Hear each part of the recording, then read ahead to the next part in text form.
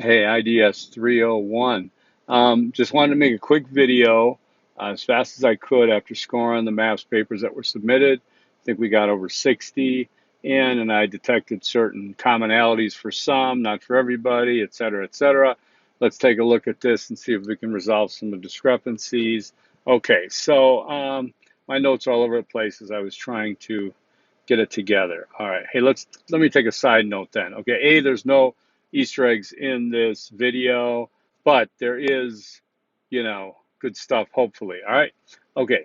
And one thing I want to say is good news. What I've done is I've extended the due dates to every assignment coming up in module, rest of 5 and all of 6. I've extended them 2 days. Okay. So no more extensions to ask for, no more extensions to be given. I'm extending it 2 days for all the due dates. Therefore, no extensions. Late policy in effect, 10% per day for 5 days, and that's it. So just be advised and enjoy that 2 day extension on everything. Module 7, I mean, we'll talk. There's not a lot there, nothing major, but so I don't think anything needed to be in advance extended also because it's the end of the course. We really shouldn't dabble in those kind of things. All right, so let's look at that. All right, now, all right, so for this MAPS papers, you can't just write from the heart or the head, okay? These aren't self-reflective papers. They're not papers that are meant to express what you know already.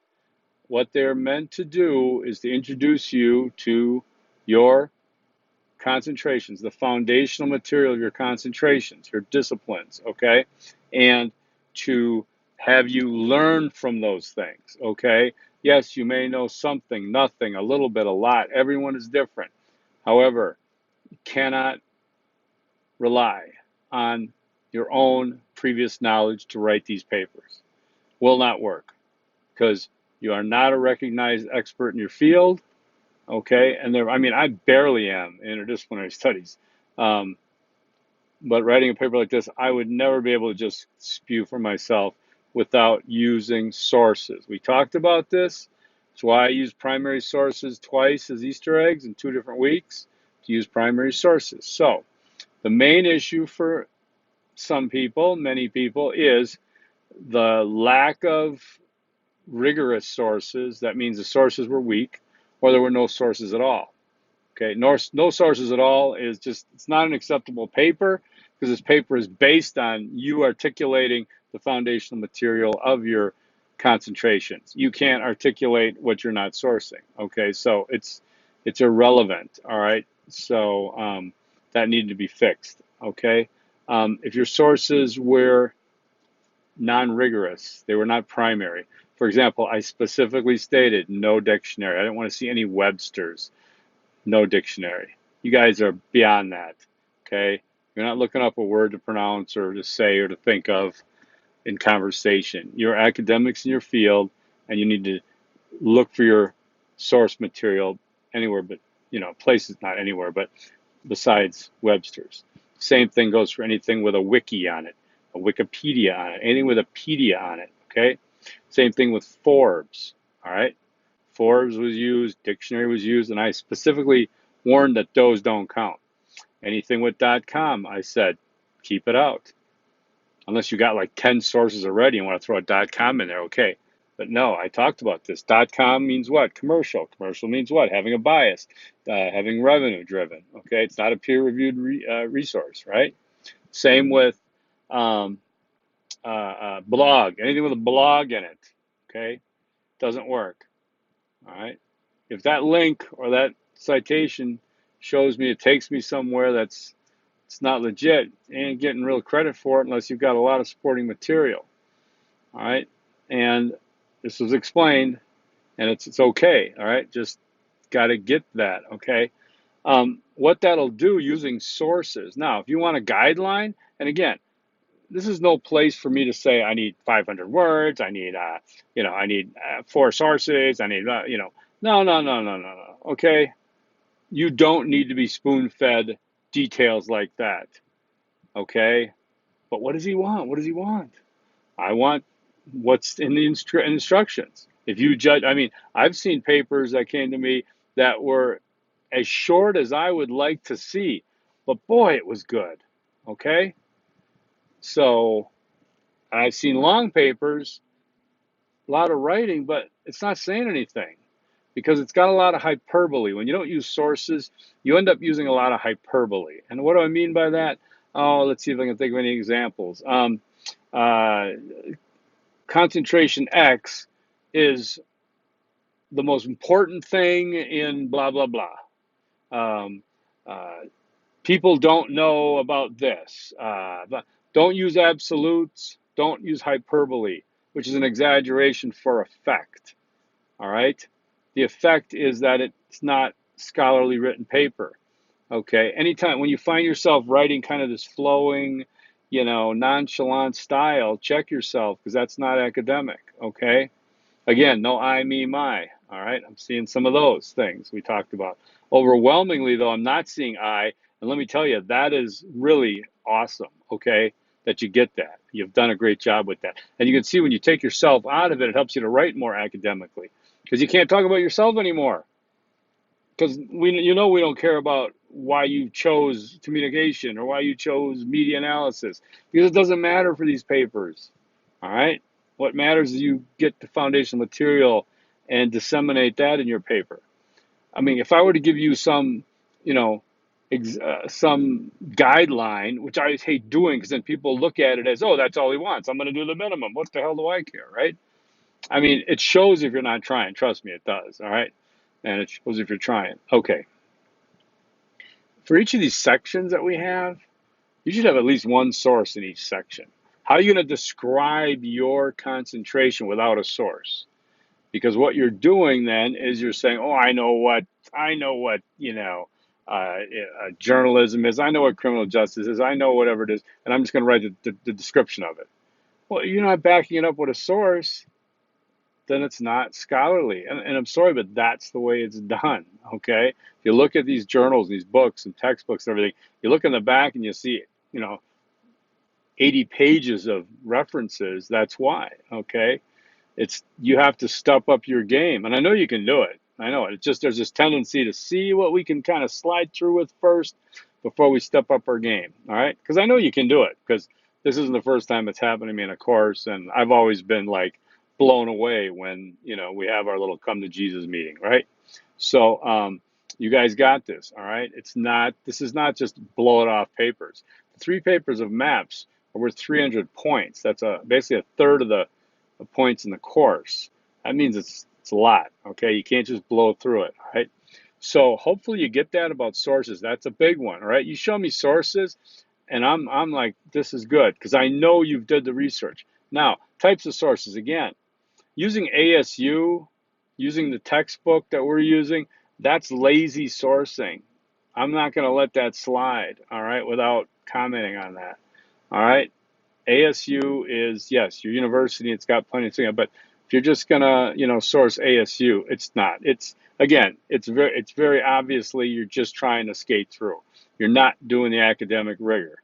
And again, you're saying, well, how the heck am I supposed to find these things? Again, you go to the click on ASU library, you go to the search, you search for your concentration, okay, you come up with all kinds of hits. On the right side, you filter it for peer reviewed, you filter it for full text online, and bam, you start going through it. Save some of them, pin them, and go through and pin 20 if you have to. Then you go into the ones you pinned and you look at the table of contents and see if that reveals anything workable. Throw out the ones that you don't need. Get the other ones. Then you go into those, you get quotes. You can do it. It's scholarly writing. Okay, it's just the way it is. All right. Questions about that? Let me know. Okay. So primary sources are primary, um, and like I said, and be careful on some of the links and things because a lot of people come up with things from Australia, New Zealand, England, Brazil, what have you. I mean, there's enough about your, I'm not going to be so, what do they call that? I can't think. Provincial, but try to stick with your concentration, the experts in your field that are a little closer to home, okay? It really, I mean, unless you think that it's just great, but don't just say, well, I can't find anything else, because that means like, okay, nobody in the United States, academic world has written about communication? I don't think so, right? Okay.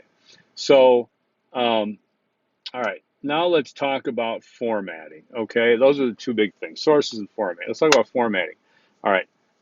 APA formatting is the general guideline. However, I'm stepping back on that because, again, no cover pages. Only got one this time. Pretty good, you guys. No abstracts. Didn't get any. Excellent. Okay. Name on the paper. Put it somewhere. I don't care. Running head. Put it up on the top. All right. Name on the paper. Now, again, this paper specifically maps.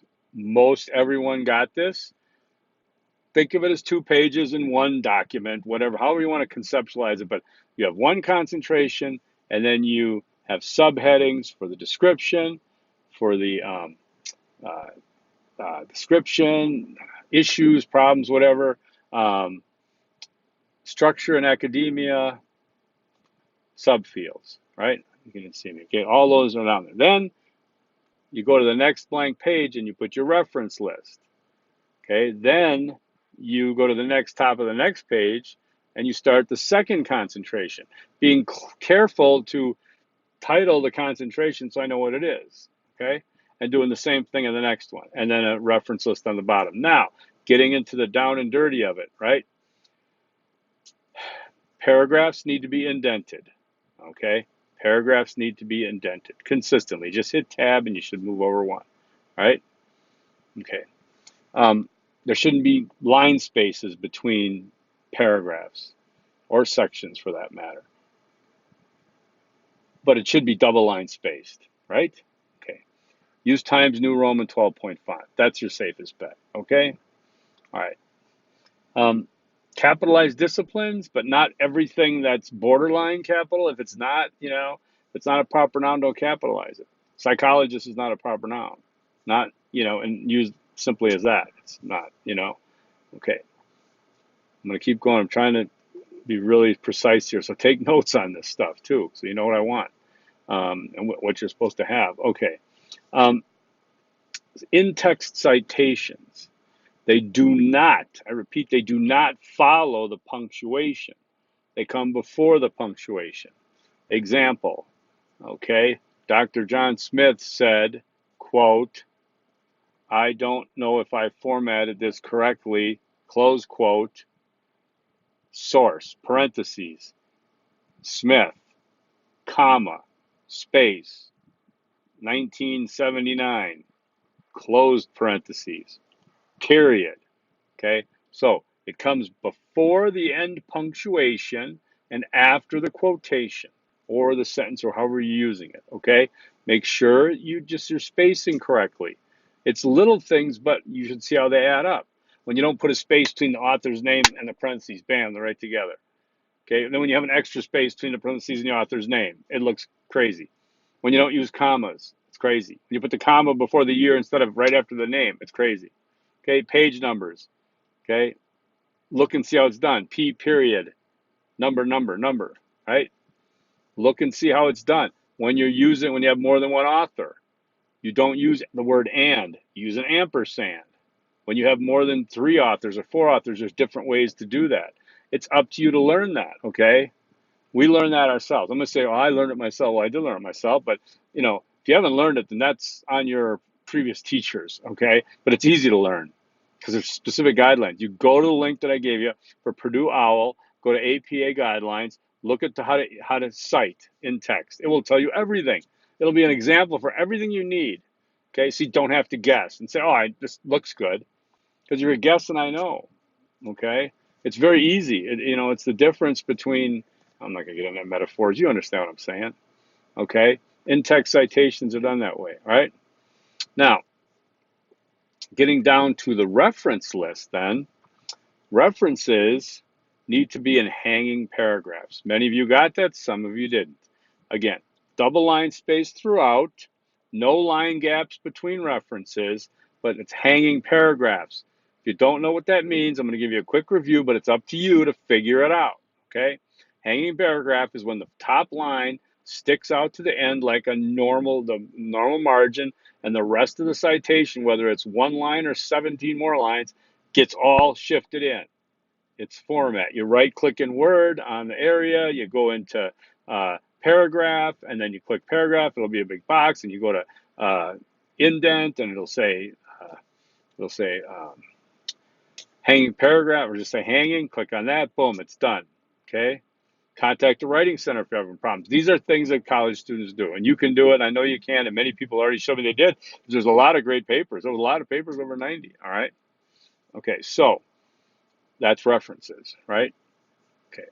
Double line space, no line gaps between them. The entire paper is double line spaced. All right. I do give slack for some of the formatting that I know gets corrupted when you change it, when you move it. But if you're using Google Docs and not Word, or using Word, then that's on you, because this course requires to be used in Word and uploaded in Word. Okay, so you need to check that when you upload it. Okay, that's not on me. I get to see what I see. All right. So I think we got most of it on the formatting. Those things are important, and I think if you get that, you'll be fine, right? So now here's the deal. All right, you can redo your maps one. I mean, I'm not saying just scrap it. You can fix it. All right, you can fix it, and I will rescore it. All right, I will rescore it based on when you submitted it. If you submitted it late, I'm still going to give you the one ding for being late. Submitted it on time, you're going to get it rescored as being on time. It's up to you, though. It's up to you. Get your sources straight, get your formatting straight, whatever you need to get straight. All right. Submit it again. Okay. And I'm going to rescore it. And I will give you a week to do that till next Thursday by midnight. Okay. Is that fair? I think it is. Now remember, your Maps 2 is due on Tuesday by midnight. It was Sunday. Now it's Tuesday. No extensions. But you can do your Maps 2 now with what you just learned about how the Maps 1 kind of disappointed you, right? But trust me, I think it'll be coming in value, and you're going to feel much better about your work. It's going to be quality work. It's going to look good from the curb when you drive up to a house you're going to buy. If it looks good from the curb, that's great. All right. The substance is going to be good because you're using primary sources. It's not like it looks good, and then you go inside the house and it's like, what the heck is this? Because you didn't use any primary sources. So I've had a few papers that look great, but they didn't read well because they didn't use any sources. And remember, this MAPS exercise is all about the sources, because I want you to get used to finding information, not being lazy and saying, I'm just going to look at the dictionary. If you're taking communications in business, then doggone it, you're behind the scenes now. You're inside of communication and business. Those are your areas. Okay, you're going to slack off and say, to your prospective employer, well, yeah, I use the dictionary all the time. Come on, you got this. I know you do. And it's time to step up your game. Okay, do the formatting the way it's set up to be. Again, I'll get into little things. Long quotes, anything over 30 words, is it, or 40? I can't remember. It says it on there. I think it's 39, over 39 words. You've got to format it different. Figure it out. Or guess what? Don't use 40-word quotes. All right. If you'll have open quotation marks, make sure you got closed quotes. Otherwise, the rest of your paper is the quote. That's up to you. All right. That's having a little self-discipline while writing about your disciplines. All right. But it's real. Okay. You want to polish a paper up. You need to do that in university. That's how you earn the credit, by substance, by appearance, setting it up. It's the way it's done in academia. Okay. So, I'm not trying to be punitive. That's why I'm giving everybody who wants to a chance to fix it. I don't care if you got a 98 and you want to fix the other two, bring it on, okay? All right, whatever you got, just redo it. Send me your questions, okay? Now that you've heard this, and you can maybe look at your paper a little differently and see, oh, I could just do this, this, this. It should be good to go. All right, then get back to me if you need to, all right? I gotta go upload this. I'm by Planet Fitness, the only Wi-Fi I could find. So I'm hoping to get this up tonight.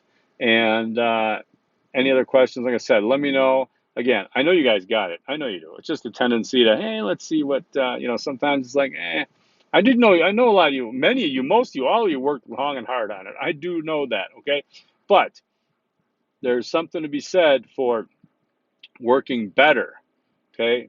Working long and hard isn't, if there's a wall in front of you and a door 20 feet away, what are you going to do? Walk through the door. You're not going to take that wall down, move it over 20 feet, build it back up, and then walk through it. That's a lot of work. You just walk through the door, right? Extreme metaphor, but do what the instructions said. You'll be fine. Contact me if I gave you any conflicting information. Again, I'm human. I know it. Okay. I know a lot of people say I suck right now. But okay. So hang in there. You got this. Forks up.